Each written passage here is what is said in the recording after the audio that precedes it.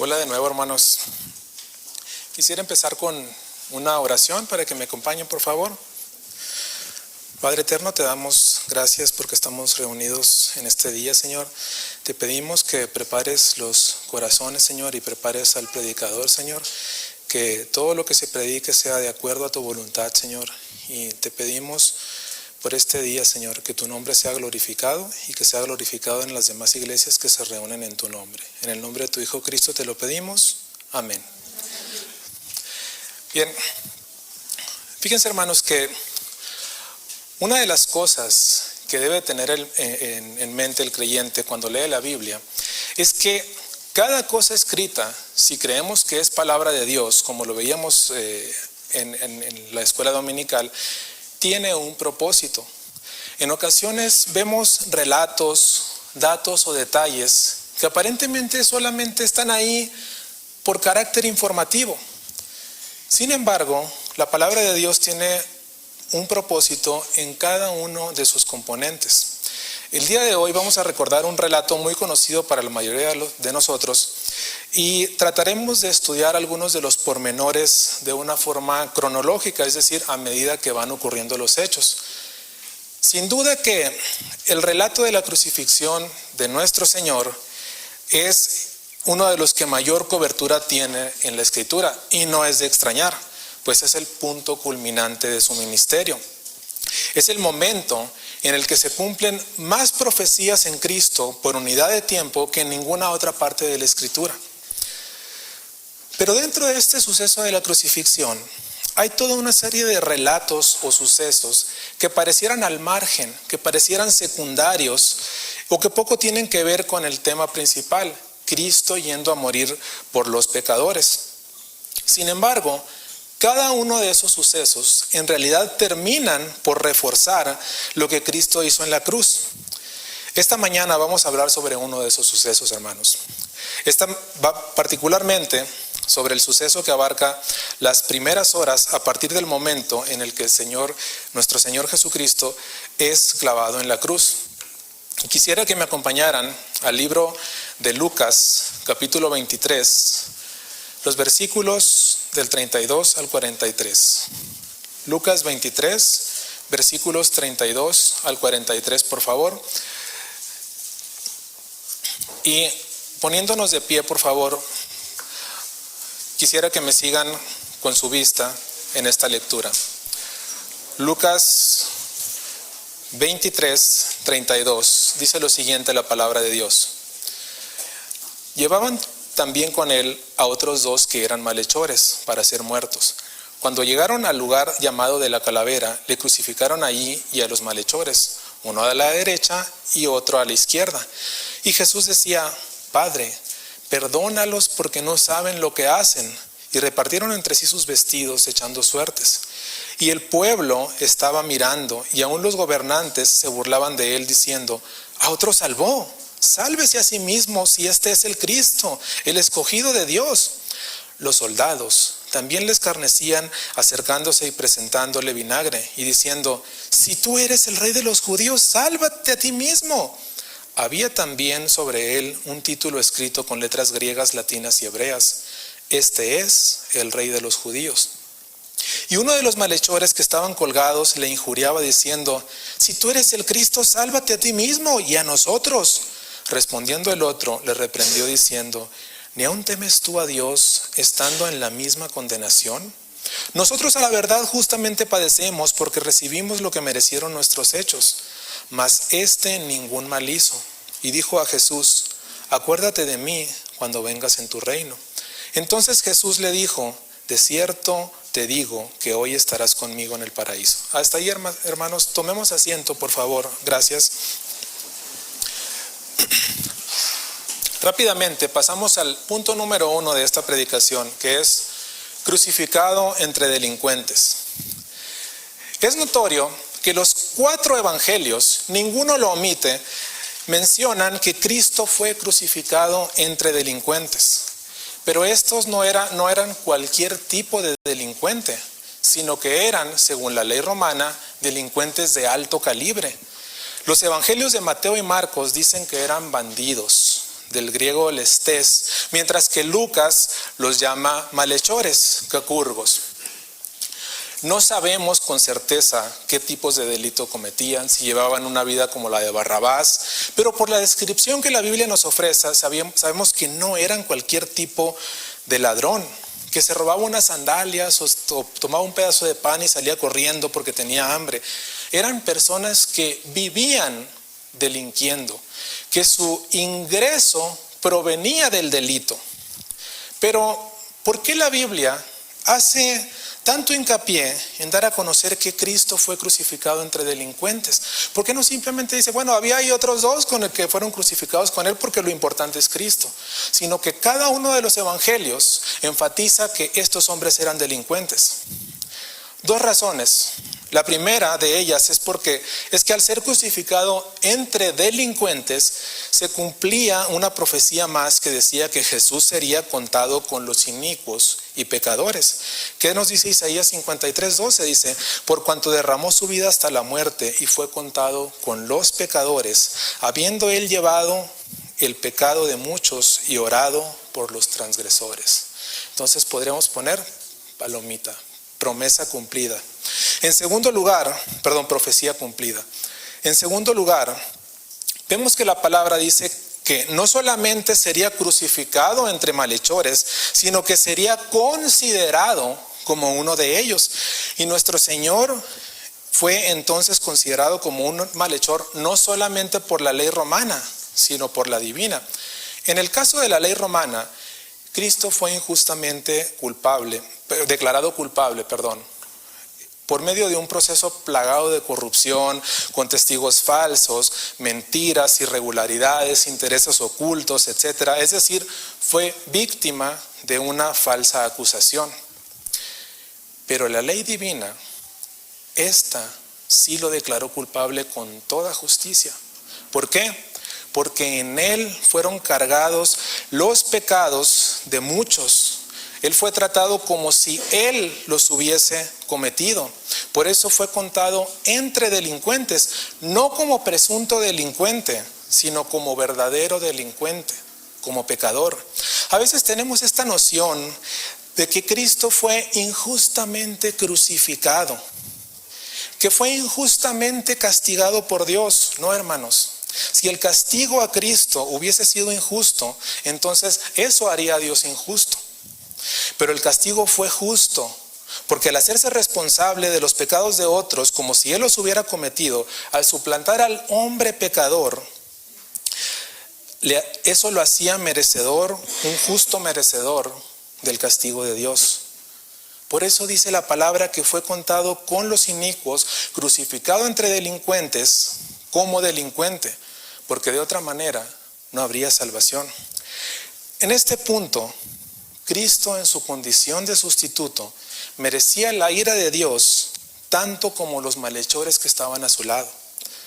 Pero esto no se quedó así, sino que los acontecimientos que siguieron y que involucraron a estos dos malhechores jugaron un rol importantísimo en una de las revelaciones más claras del Evangelio que podemos encontrar en la Escritura. Lo que nos lleva al punto número 2. Ambos hombres se manifiestan. Dice el versículo 35 de nuestro pasaje lo siguiente: y el pueblo estaba mirando, y aún los gobernantes se burlaban de él, diciendo, a otro salvó. Sálvese a sí mismo si este es el Cristo, el escogido de Dios. Los soldados también le escarnecían, acercándose y presentándole vinagre y diciendo, si tú eres el rey de los judíos, sálvate a ti mismo. Había también sobre él un título escrito con letras griegas, latinas y hebreas: este es el rey de los judíos. Y uno de los malhechores que estaban colgados le injuriaba diciendo, si tú eres el Cristo, sálvate a ti mismo y a nosotros. Hasta ahí. Si bien este pasaje nos dice que uno de los malhechores se estaba burlando de él, sabemos por los evangelios de Mateo y Marcos que ambos, los dos, lo estaban injuriando. En algún momento, en un suceso que resulta difícil de entender, difícil de asimilar, ambos se suman a las burlas del público presente. Una situación totalmente surrealista, que los otros dos que también están padeciendo lo mismo se suman a burlarse de Cristo. Esto demostraba la calidad de personas que en realidad eran estos malhechores, el tipo de personas con las que Jesús estaba siendo crucificado. Pues no solamente blasfemaban, sino que demostraban una total ausencia de empatía por alguien que estaba padeciendo exactamente lo mismo que ellos. Ellos estaban haciendo honor al calificativo que la Biblia les pone, hacedores de mal, pues estaban haciendo el mal hasta en sus últimas horas de vida. Por eso la Biblia los califica de esa manera. Y las burlas, si ustedes se fijan, están llenas de sarcasmo, de burla, de jocosidad y de maldad. Ellos le piden a Jesús que se salve usando el mismo poder que usó para salvar a otros. La fama de Jesús estaba extendida, hermanos. Muchos de los que estaban ahí lo habían visto hacer milagros. Otros habían escuchado de él. Los líderes religiosos del pueblo en ese momento también le recuerdan sus palabras respecto a derribar el templo y reconstruirlo en 3 días. Esta última burla los condenaría, hablando de los líderes, pues ellos eran los que estaban siendo testigos presenciales de la destrucción del templo frente a sus ojos. Estaban contemplando el inicio de la caída de su sistema religioso.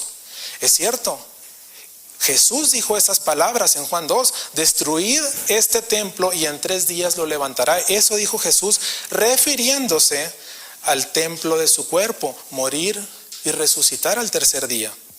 Lo que para ellos era una promesa incumplida de Cristo, estaba siendo en realidad una promesa en pleno proceso de cumplimiento. Una vez que Cristo muriera, comenzaría la reconstrucción del nuevo y verdadero templo. El santuario antiguo, ese donde iban a sacrificar a los animales, el santuario del antiguo pacto estaba por ser reemplazado por un nuevo templo que era el mismo Jesús, en quien su pueblo estaría siendo reunido como una iglesia. Y para los que se burlaban en ese momento, no quedaría ya lugar en donde adorar, no quedaría templo donde buscar a Dios. Ese templo, con los años, iba a ser destruido, literalmente destruido, como hasta ahorita está destruido. El templo sería ahora Cristo, a quien ellos morirían rechazando, ahogados en sus propios pecados. Y efectivamente, pasaron los años, el templo fue derribado y no hubo más templo para ellos. Pero el templo del que Cristo hablaba, ese fue derribado y levantado frente a sus ojos, y ellos no pudieron ya ser parte de ese nuevo templo, quedaron fuera, quedaron apartados de Dios. Por otro lado, a pesar de las burlas, de la incredulidad de sus corazones, volviendo al tema de los malhechores, ambos, fíjense, aunque no creen en Él, paradójicamente quieren algo de Él. Se están burlando de Él, no creen en Él, pero quieren algo de Él. Están exigiendo ser salvados de la cruz, quieren que se les resuelva el problema en el que están metidos. Y es que, hermanos, ambos ladrones representan al mundo pecador, incapaces de ver quién es Cristo, incapaces de amarlo, pero queriendo algo de Él. Porque el mundo en su oscuridad espiritual tiene la idea de que si hay un Dios, éste le debe algo. Si ustedes se fijan, las personas que dudan que hay un Dios, en realidad siempre lo asocian con que no les da lo que ellos quieren. Es que si hubiera un Dios, yo tendría salud, o no habría hambre en el mundo, o no esto, o no el otro. Porque en realidad el hombre pecador cree que Dios le debe. De la misma manera, estos malhechores pensaban que si por casualidad ese del que se burlaban los demás era quien decía ser, entonces tenía la obligación de sacarlos del problemón en el que estaban metidos. Y es que todos en nuestra naturaleza pecadora queremos algún beneficio de Dios sin importar cuál sea su voluntad. Y acá están estos dos hombres exigiendo ser bajados de la cruz para poder huir, irse a vivir a otro lado seguramente, lo más lejos que pudieran del imperio, o dentro del imperio, en algún lugar donde no los encontraran, y con algo de suerte, extender unos años más su vida.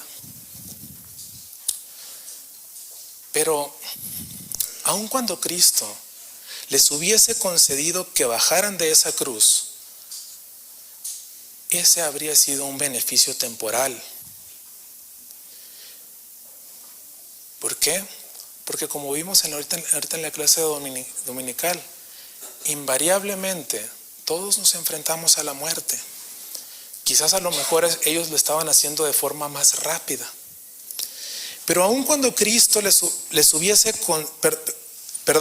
pero Cristo en su soberana voluntad no baja ninguno.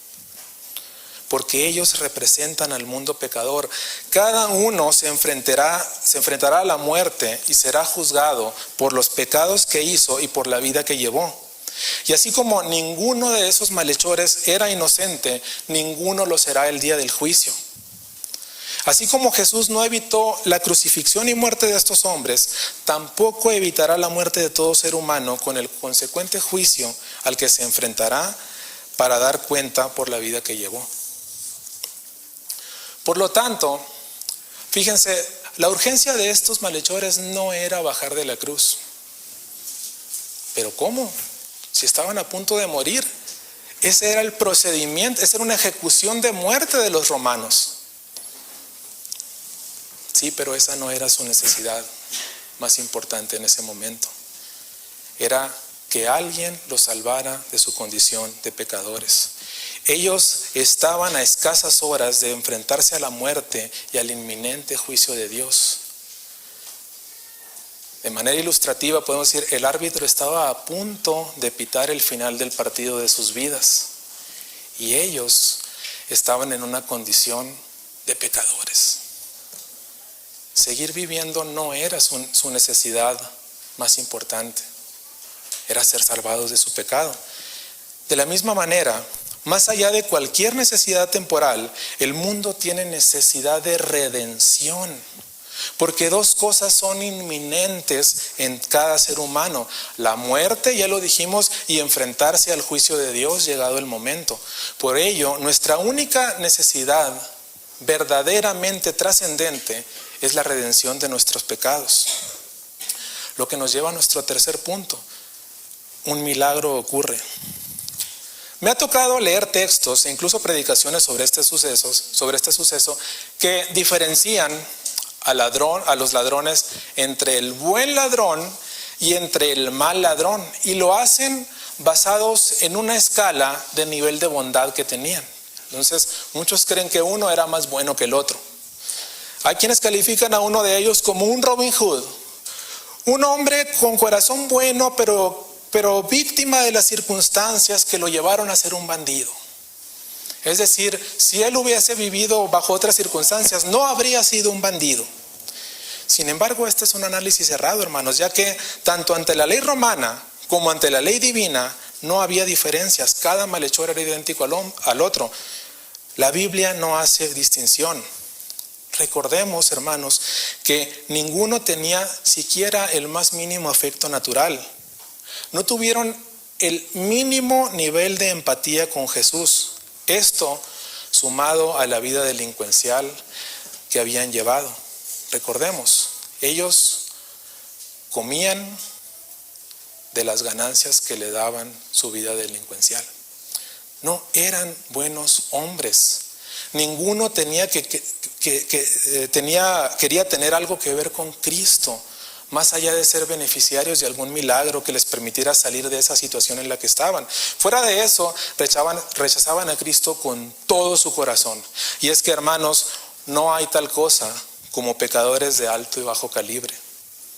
Ante la palabra de Dios, ante la ley de Dios, hay pecadores y punto. Cada ser humano ha roto por completo cada uno de los mandamientos de Dios, comenzando por el primero, que ha sido transgredido por todos nosotros de una manera flagrantemente olímpica. El primer mandamiento que dice: amarás al Señor tu Dios con todo tu corazón, con toda tu alma y con toda tu mente y con todas tus fuerzas. ¿Quién hace eso? Yo no. Yo no. Y hermanos, nosotros no es que solamente no amamos a Dios como lo dice su palabra, como lo manda su ley, sino que encima, casi de manera natural, cada uno se ama más a sí mismo de lo que ama a Dios. Y estoy seguro que todos aquí, empezando por mí, en tiempos pasados hemos tenido que derribar altares que construimos en nuestro corazón, cosas que amamos más que a Dios, más que a su iglesia, y los derribamos, pero luego nuestra carne nos lleva a construir otros, y así estamos en una constante lucha de pecado. Hoy mismo orábamos porque el Señor nos perdone de la vida de pecado que llevamos. ¿Por qué? Porque el cristiano lucha contra el pecado. Entonces, regresando a los malhechores, ambos eran lo mismo. Ninguno era mejor que el otro ante los ojos de Dios. Sin embargo, hay un parteaguas en esta historia. En algún momento, uno de esos malhechores cambia de parecer. De pronto, ya no le parece risible lo que Cristo está haciendo y padeciendo. Ya no lo considera como objeto de burla. Ya no tiene ganas de insultarlo. Se cansó. ¿Qué pasó? Algo está cambiando de manera muy rápida y muy intensa dentro de él, pues tampoco le interesa ser salvado de su condena. ¿Qué? Estás muriendo, pero ¿cómo que ya no te interesa? Ya no quiere. De pronto lo que manifiesta es ya no quiere alargar su vida, para cualquier propósito. De pronto su interés cambia. Ahora le interesa a Cristo y estar donde Él esté. Versículo 39 dice lo siguiente: y uno de los malhechores que estaban colgados le injuriaba diciendo: si tú eres el Cristo, sálvate a ti mismo y a nosotros. Y acá, respondiendo el otro, le reprendió diciendo: ¿ni aún temes tú a Dios estando en la misma condenación? Nosotros a la verdad justamente padecemos porque recibimos lo que merecieron nuestros hechos, mas ningún mal hizo. Y dijo a Jesús: acuérdate de mí cuando vengas en tu reino. Definitivamente que o este hombre tenía un trastorno muy avanzado de bipolaridad o algo muy grande estaba sucediendo en su interior. Si bien los corazones de muchos habían sido transformados por la predicación y la obra de Cristo, fíjense cómo el corazón de este malhechor es transformado en el punto más bajo de Cristo, si lo queremos ver de manera ilustrativa. En este punto, los discípulos de Cristo lo habían abandonado. Hubo un tiempo, hubo unos meses atrás, hubo un par de años atrás, en donde ser discípulo de Cristo era trending, era cool, era lo buena onda. Todos querían seguir a Cristo. No podían ni entrar a las ciudades porque la gente se agalopaba hacia Él como si Él fuera una estrella de rock, porque querían algo de Él. Pero en este preciso momento, ser discípulo de Cristo era algo vergonzoso para muchos. Y en ese momento, en el punto más bajo de Cristo, cuando era menos popular que nunca, este hombre se convence de que estaba ante un Cristo de origen real y divino e insiste en querer estar con Él, en ir a donde Él vaya. Un milagro había ocurrido en el interior de este hombre que lo había llevado a cambiar su parecer. Lo que nos lleva al punto número 4, evangelio transformador. Este malhechor del que hablamos en el punto anterior tuvo un cambio total en todas las direcciones de su mente. sus percepciones dieron un giro de 180 grados, tanto en su autopercepción como en la percepción que él tenía de Cristo. En su autopercepción, inicialmente, él se veía a sí mismo como un hombre que no merecía tal castigo, como un hombre que merecía que Cristo lo bajara de ahí. En un par de ocasiones me ha tocado entrar a un reclusorio y también he conocido a personas que tienen ministerios en los reclusorios. Y a juzgar por mi experiencia y lo que esas personas me comentan, una de las cosas que más me llama la atención, más allá de ver presos, más allá de ver personas que han matado, lo que más me llama la atención, y a esas personas que tienen ministerios también, es que la mayoría de los presos se consideran inocentes, se perciben como inocentes, o creen que no merecen estar ahí, o que lo que hicieron no era para tanto. O sea, la maté porque se lo merecía, porque me das 30 años. Y estoy seguro que en nuestro sistema puede haber tales casos de personas que están ahí injustamente, pero la mayoría están ahí porque las pruebas de sus delitos son irrefutables. Sin embargo, nuevamente, este malhechor está siendo una fiel representación de lo que es el ser humano. Cada ser humano cree que es buena persona en el fondo. Creemos que no somos tan malos. O muchos creen que si son malos, en realidad son víctimas del sistema o cualquier otra razón que justifique su pecado. De hecho, si ustedes escuchan, por ejemplo, a los gobiernos de izquierda, ellos tienen esa filosofía, que el pueblo es bueno, de hecho se le llama pueblo bueno. Que el pueblo es bueno, pero que las circunstancias llevan a algunos a ser delincuentes. Eso no es cierto. Eso choca de manera frontal con la palabra, porque ¿qué nos dice la palabra? El pueblo es malo. El hombre es pecador. Y como las personas no nos consideramos del todo malas, pues lo que tendemos es como a balancear por obras, casi como reflejo. Y si ustedes se fijan, todas las religiones, e incluso el ateísmo del que hablamos en la escuela dominical, siempre alaba las buenas obras que ellos hacen. Ellos incluyen buenas obras para agradar a Dios. Y este hombre malhechor solamente era fiel a su condición de pecador. En cuanto a su percepción de Cristo, él inicialmente pensaba que se trataba de un charlatán, que había fracasado en un intento por derrocar al imperio.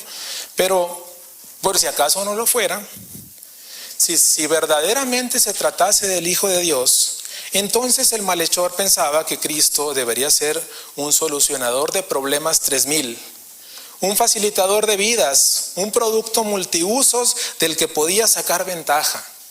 Tal como lo ven muchas iglesias ahora, particularmente las iglesias de la prosperidad. Y de pronto, en un giro inesperado, ambas percepciones cambian. Él ya no se tiene por inocente. Ha dejado de victimizarse. Ya ni siquiera se considera una buena persona. Ha dejado atrás su síndrome de Robin Hood.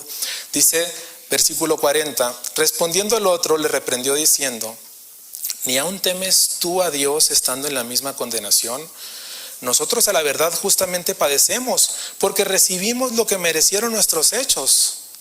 Entonces, si se fijan, él ahora tiene un nuevo sentido de justicia, un sentido más apegado a la realidad, donde se da cuenta que si existe alguna justicia, esa es que él esté crucificado ahí en ese momento. Paradójicamente, esta es una realidad que a él no le conviene, pero no por ello menos verdadera. Ya no está dispuesto a cerrar los ojos ante la realidad. Y esa es la conversión que hace el Espíritu Santo muchas veces.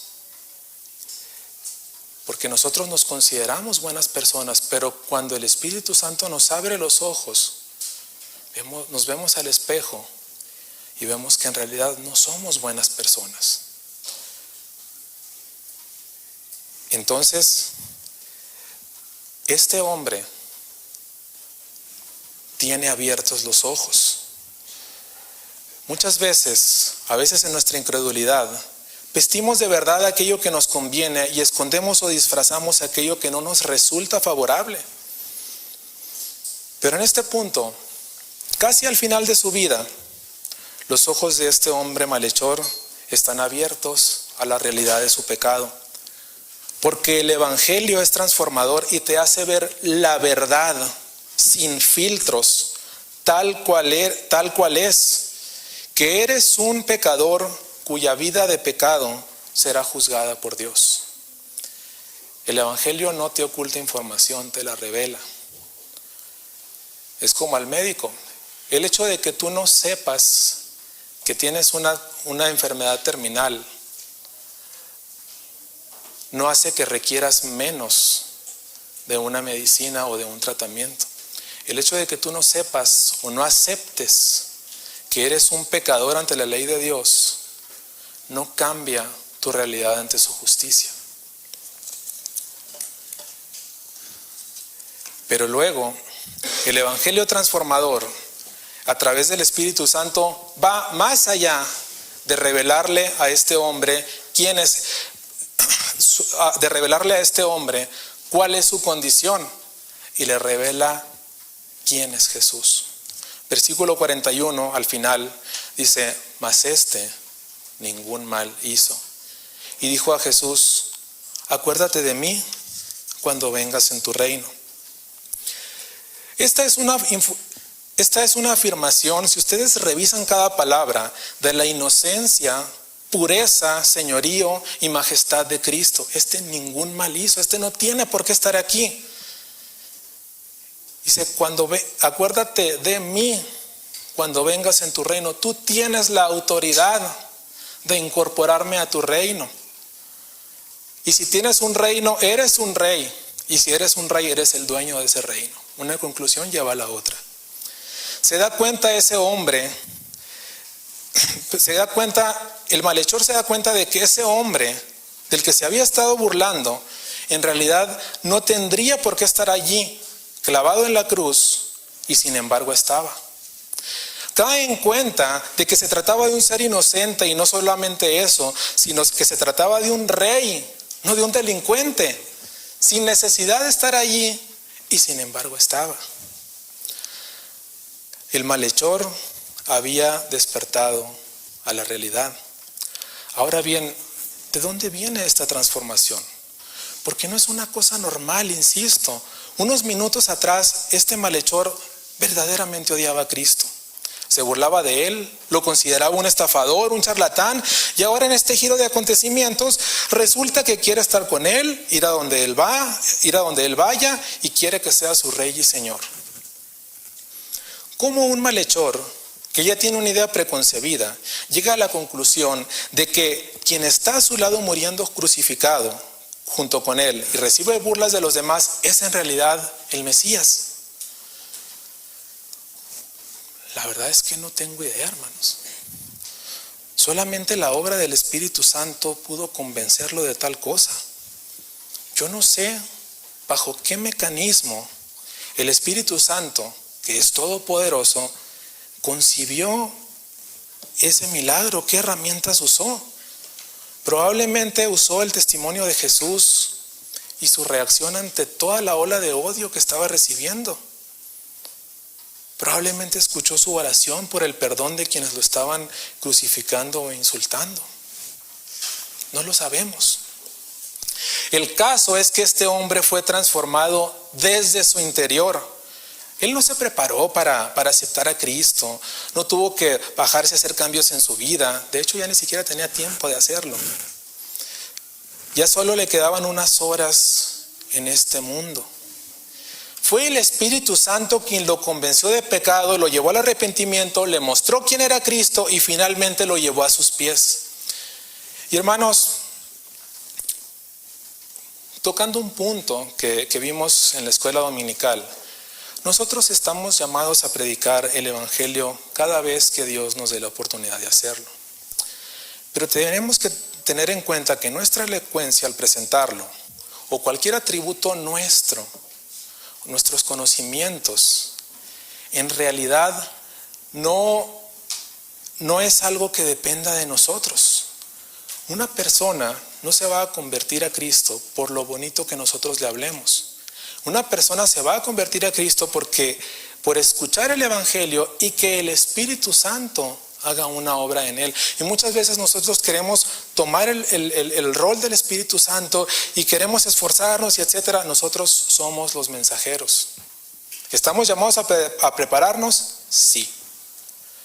¿Estamos llamados a mejorar en nuestra forma en cómo presentamos el Evangelio? Sí, también. ¿Debemos de dejar de predicarlo porque no sabemos cómo hacerlo? No. Porque si yo te pregunto, ¿por qué eres cristiano? ¿Por qué eres salvo?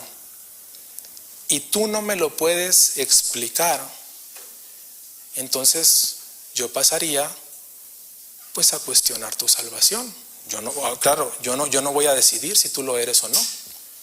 Pero es que si aquella fe que dices tener no la sabes explicar en palabras simples, es que a lo mejor no la has entendido. Y esas palabras simples son las que tú puedes usar para hablarles a otros. Lo demás, hermanos, lo demás es obra del Espíritu Santo. Cierro paréntesis.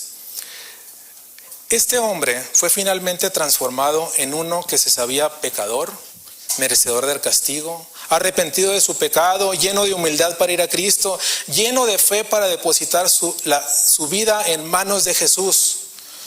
No tenía un doctorado en teología, no había llevado clase de fundamentos en la fe, no estudió el seminario, ni siquiera se había bautizado, pero no lo necesitaba. El Espíritu Santo lo llevó de la mano a Cristo para que Él dijera: acuérdate de mí cuando vengas en tu reino. El verdadero arrepentimiento proviene de la obra del Espíritu Santo.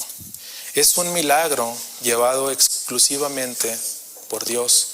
La salvación, tu salvación, le pertenece a Dios de inicio a fin. Tú no hiciste nada. Porque muchas veces tenemos esta noción de que tenemos que ayudarle a Dios, o que nosotros le vamos a dar la oportunidad a Dios. Está bien, te voy a dar una oportunidad. Un Dios todopoderoso necesita oportunidades. Dejo el punto ahí y pasamos al punto final. Punto número 5, Cristo Redentor. Uno de los puntos que resalta acá es la determinación y la compasión de Cristo para salvar a los que vienen a Él. Un Cristo, fíjense cuál era la condición de Cristo en ese momento. Un Cristo abandonado por sus discípulos, cansado, golpeado, adolorido, deshidratado, increpado y humillado, siendo colgado desnudo de una cruz, y aún sabedor de que lo peor estaba por venir. Es decir, el momento en que su padre lo iba a abandonar e iba él a padecer toda la ira por el castigo que merecía. Ese Cristo no tiene dudas en salvar al hombre que lo había estado insultando durante las primeras horas, pero que ahora venía a él en arrepentimiento y fe. Yo debo aceptar, y estoy completamente seguro, lo firmo, que en el lugar de Cristo, yo, al ver al malhechor que viene a mí, habría estado irritado, habría estado cansado, y después de tanto dolor y tanta humillación, le había respondido: déjame en paz, no me molestes. Y quizá, conociéndome, lo habría rematado con una frase de venganza, diciéndole: tenga para que aprenda. Ahora te vas a quedar sin la salvación. El que ríe al último ríe mejor. Sería capaz de contestar cualquier cosa en mi carne, enojado, después de haber sido humillado, después de estar cansado, después de haber sido sometido a lo que mi Cristo fue sometido. Pero mi Cristo, nuestro Cristo, es sin pecado. Por fortuna, Él es verdaderamente e infinitamente misericordioso. Cuando él dice en Juan 6:37, al que a mí viene, no le echo fuera, se refería justamente a esto. A hombres como este, a hombres como nosotros que constantemente lo traicionamos, que no nos consideramos malas personas, que lo suplantamos usualmente con altares en nuestras mentes. Al que a mí viene, no le echo fuera. Independientemente de la vida de pecado que se haya llevado, incluso cuando se haya mostrado un odio manifiesto ante Dios, Cristo no rechazará al alma que viene a sus pies. Esa es la misericordia que Cristo muestra al pecador arrepentido. Porque el arrepentimiento verdadero, ya lo dijimos, es un milagro causado por el Espíritu Santo. Y Dios no puede rechazarse a sí mismo. Dios le manda almas a Dios y Dios las va a rechazar. Por supuesto que no, hermanos. Versículo 43 dice, entonces Jesús le dijo, de cierto te digo que hoy estarás conmigo en el paraíso. A este hombre lo mandaba Dios y Dios lo recibió. Por eso la palabra hace énfasis en este tipo de situaciones, poniendo a este hombre con una vida depravada, dedicada a la delincuencia, yendo incluso al extremo de increpar cara a cara a su Creador, para mostrarnos que Él, a través del Espíritu Santo, puede cambiar incluso esos corazones, para mostrarnos que no hay vida de pecado que Él no pueda perdonar. Más aún, hermanos, la misericordia de Dios se muestra en que Él no bajó de esa cruz, aun cuando pudo hacerlo, en cualquier momento. Sin embargo, decidió permanecer. En primer lugar, porque Él no puede incumplir sus promesas. Y Él había puesto su nombre de por medio de que Él nos iba a salvar. Y en segundo, porque las implicaciones de haberlo hecho serían letales para todos nosotros, incluso para ese malhechor que terminaría arrepentido, pues la esperanza de salvación se habría perdido para todos. Isaías 53:7 dice, angustiado él y afligido, no abrió su boca, como cordero fue llevado al matadero, y como oveja delante de sus trasquiladores, enmudeció y no abrió su boca. Finalmente, esta es la humanidad representada en forma de dos delincuentes, de igual calaña, merecedores del mismo castigo. Lo único que los diferenciaba era quizá el nombre que tenían. Pero ante la ley divina eran exactamente lo mismo. Curiosamente, en el pasaje del juicio de las naciones de Mateo 25, Jesús aparta a los individuos que están frente a Él el día del juicio, unos a su izquierda y otros a su derecha. A los de la izquierda los acusa de su vida de pecado, principalmente por su falta de amor a Dios y al prójimo, los dos primeros mandamientos. Justo los mandamientos que habían roto estos dos malhechores. Y por ello a este grupo de la izquierda lo aparta el castigo eterno. Pero en contraste, a los de la derecha les dice algo muy diferente. Les dice, venid, benditos de mi Padre, heredad del reino preparado para vosotros desde la fundación del mundo.